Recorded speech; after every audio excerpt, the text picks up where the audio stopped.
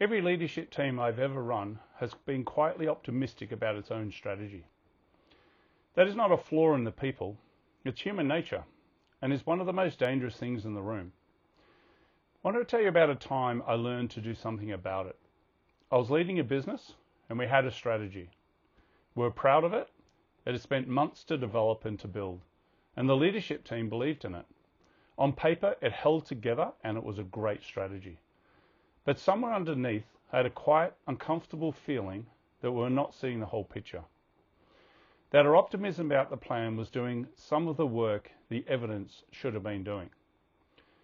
The problem with a feeling like that is how easy it is to ignore. Just put it aside and think, no, this is a fantastic strategy, let's get on with it. Especially when the team is aligned and morale is good and nobody in the room wants to be the one who says, I think we might have it wrong. So I did something deliberate. I decided we were going to engineer an honest collision with reality on purpose before the market did it for us.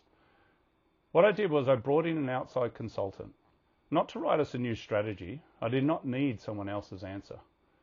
I needed someone with no investment in our optimism, someone who could help me lay the evidence out plainly. And then we did the part that actually mattered. We sequenced the data.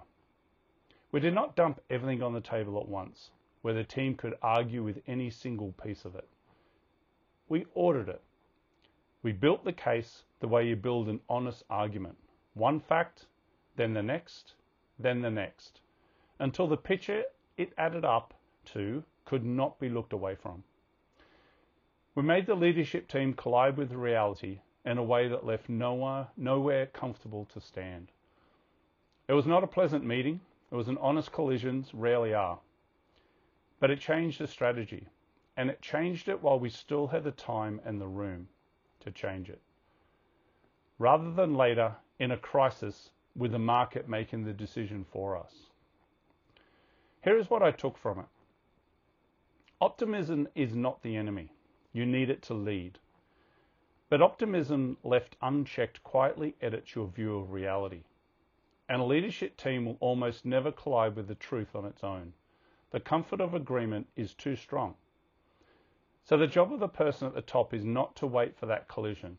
It is to design it, to go and find the honest look deliberately and to sequence the evidence so that the truth lands undeniably, before circumstances force it on you later or on far worse terms.